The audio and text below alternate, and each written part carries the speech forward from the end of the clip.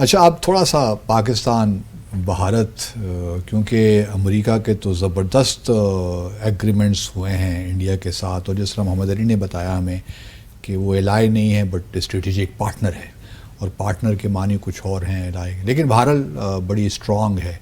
یہ جو بھارت ایک لحاظ سے ایس سی او کا ایس سی او کا ممبر بھی ہے، ہم صرف بیچارے ایس سی او میں رہ گئے اور تو ہماری کہیں پریزنس ہے نہیں پاکستان کی.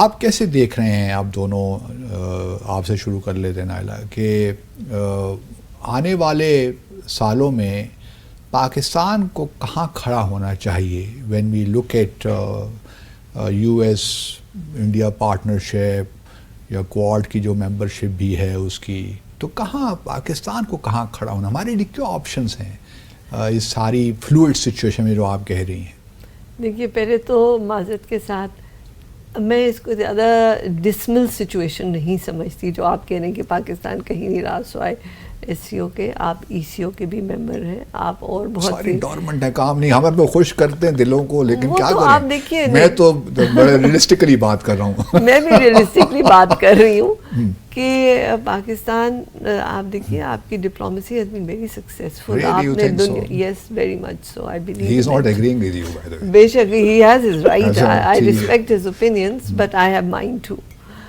سو آپ دیکھیے کہ آپ نے ہمیشہ you have punch above your size. So that is a big thing. If you start punching above your weight, so how would you conduct your diplomacy realistically? That's how we have done it, and we have established ourselves as a, matlab duniya mein Pakistan ka naam. But not for all the wrong reasons. نہیں، وہ wrong reason آپ کو media western جو آپ کا soft power نہیں ہے، لیکن آپ کی جو ایکچوئل ریئل پالیٹکس کی بات کرتے ہیں، you have done pretty well. ماشاء اللہ.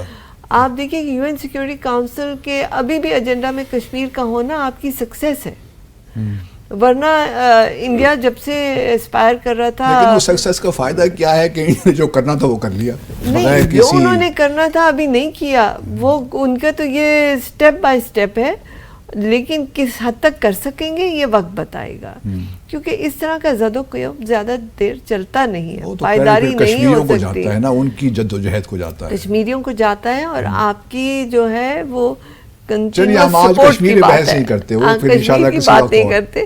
لیکن جو یہ الائنسز دیکھیے، کوارڈ، اب آپ کو کلیئرٹی ہونی چاہیے. آپ کی جو پہلے کرٹیسزم ہوتا تھا جب آپ کے آغاز ہوا، انڈیپینڈنس ہوئی، کہ آپ جی ویسٹ کی جھولی میں جا کے بیٹھ گئے تھے، وہ بھی ایک ایلیگیشن ہے جس کو ہم جنہوں نے پریکٹس کیا we can give good answers to that, but let's not go into that debate. اب آپ کا ریئلسٹک اپروچ ہے کہ آپ کے نزدیک کون ہے.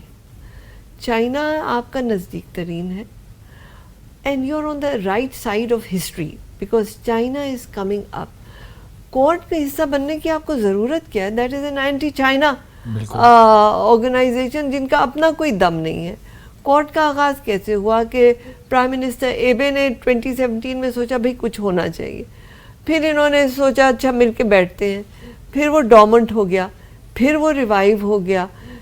ان میں سے کسی کا ابھی جو ہے موڈ ایکٹیو کوئی نہیں ہے، بیکاز آسٹریلیا، لیکن India is taking full advantage of that.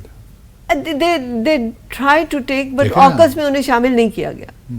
So that also India کی بھی اصلیت انڈیا کو پتہ ہونی چاہیے، بیکاز ان کو آکس میں شامل نہیں کیا گیا. بٹ اگر انڈیا کو آفر کرتے محمد علی تو آکس میں وہ جوائن کرتا. آفر کیوں کرتے؟ وہ انہوں نے یہی تو اسی لیے تو نہیں کیا. دیکھیں میں کوئکلی اس پہ کامنٹ کروں کیونکہ تھوڑا بہت نیوکلیئر سے ڈیل کرنے کا ٹائم تھوڑا ہمارے پاس جلدی کیجیے. میں کوئکلی صرف بتاؤں، دیکھیں Indo U S nuclear deal ہوئی اور ان کو بلینک چیک ملا، لیکن حقیقت یہ ہے کہ اس وقت جو 22 ریئیکٹرز انڈیا میں چل رہے ہیں وہ سارے رشین اوریجن کے ہیں، and they have not they have resisted the temptation to become dependent on American technology. Exactly. So اگر وہ کریں گے بھی تو شاید اچھا وہ فرینچ کو بھی ایکسپلور کر رہے ہیں، اور ابھی بھی فیوچر میں انڈیا کے پلانس ہیں کہ وہ رشیا سے ہی ریئیکٹر ٹیکنالوجی لے گا. ایک تو یہ والا اسپیکٹ ہے. دوسرا ایک اسپیکٹ جو ہم نے ابھی ڈسکس نہیں کیا، ویری کوئکلی میں ہائی لائٹ کروں، جو ہمارے لیے چیلنجز ہیں.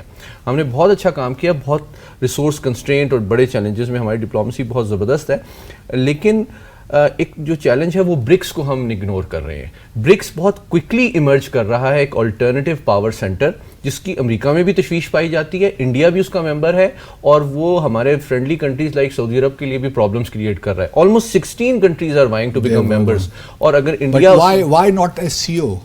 Why SCO is not a problem? Why BRICS?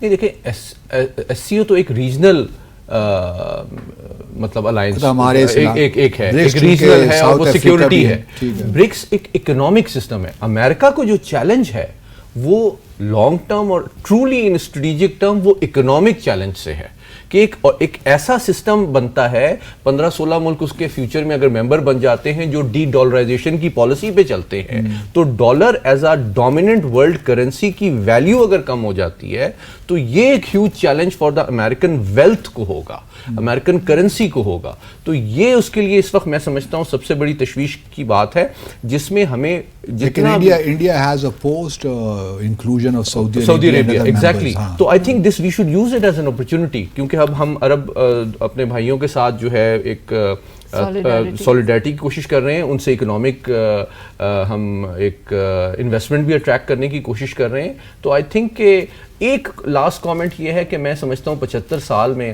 ہماری جو اندازے یعنی کہ ریاست چلانے کے جو امور رہے ہیں اس میں ہم نے ایکسٹرنل ہم نے بہت ڈیپینڈ کیا ہے, اور میں بلیم نہیں کرتا, لیکن وقت گزرنے کے ساتھ میں سمجھتا ہوں اس وقت کی جو ہماری قیادت ہے اس میں یہ سارٹ آف میچیورٹی اور ریئلسٹک انڈرسٹینڈنگ آ رہی ہے کہ سارے ہم ایکسٹرنل سولوشنز نہیں ڈھونڈ سکتے انٹرنل پرابلمس کے لیے. ہمیں اپنے زور بازو پہ, اپنے ہیومن ریسورس کے اسکل پہ اور اپنے نیچرل ریسورسز کو ویلتھ اور انفلوئنس میں کنورٹ کرنے کی کوشش کرنی چاہیے. یہ بڑا اچھا پوائنٹ دیا ہے. میں ان سے متفق ہوں کہ foreign policy extension of domestic policy ہے. آپ کس حد تک مطلب کر سکتے ہیں جب آپ کے اپنے گھر میں آگ لگی ہوئی ہے, آپ کا پولیٹیکل سسٹم جو ہے فریجائل ہے, آپ کی اکانومی بالکل جو ہے وہ بہت زیادہ مشکلات میں ہے, آپ کا سوشل فیبرک اس سے افیکٹ ہو رہا ہے. تو اس میں آپ فارن پالیسی کی بات تبھی کر سکتے ہیں. دیکھیں چائنا نے اپنے آپ کو کلوز کر لیا تھا جب وہ اپنے آپ کو ریبلڈ کر رہا تھا, اور جب وہ ریبلڈ ہو گئے تب انہوں نے اپنے آپ کو دروازے. اس کا کاؤنٹر آرگومنٹ نائلہ یہ بھی ہو سکتا ہے نا کہ آپ فارن پالیسی کو بھی استعمال کرتے ہیں اپنی سوشو اکنامک ڈیولپمنٹ کے لیے بھی, لیکن ایسا نہیں ہوتا. وہ جو بھی آپ کو ایڈ آتی ہے ود اسٹرنگز آتی ہے. نہیں لیکن کیوں, اور آپ کے جو ہے وہ پھر اتنے ٹائی ڈاؤن ہو جاتے ہیں کہ آپ کی جو انڈیپینڈنس آف تھاٹ اینڈ آپ کے کلچرل نارمس پہ افیکٹ کرتا ہے وہ. So I think it's about time کہ ہم تھوڑا انٹروسپیکشن کریں اور پہلے اپنے گھر کو سنبھالیں. آپ اپنے گھر کو سنبھالیں گے, اپنے ڈرائنگ روم کو صاف کریں گے تو مہمان آ کے بیٹھیں گے. آپ مجھے سچی بتائیے, کیونکہ آپ 35-36 سال ڈپلومیٹک سروس میں رہی ہیں. پاکستان کا ایمفیسس ہمارے فارن آفس میں کبھی صحیح معنوں میں ایک سسٹینڈ طریقے سے ہم نے کبھی اکنامک ڈپلومیسی کی ہے؟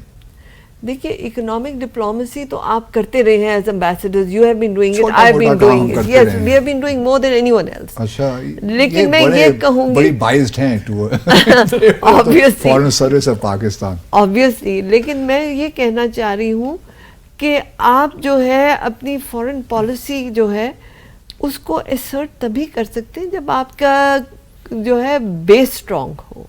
چائنا کے ساتھ ہمارے تعلقات کی جو نوعیت ہے, ہم کہتے ہیں کہ ہم کسی بلاک میں شامل نہیں ہوں گے, یہ فارمولیشن کس حد تک درست لگتی ہے آپ کو؟ بالکل درست ہے. اس کی وجہ یہ ہے کہ ہماری جو اکنامک ڈیپینڈنس ہے وہ امریکہ پہ ہے اور یورپین یونین پہ ہے. لیکن $6 بلین تو آپ سمجھتی ہیں فارمولیشن ٹھیک ہے؟ نہیں نہیں ٹھیک. نہیں.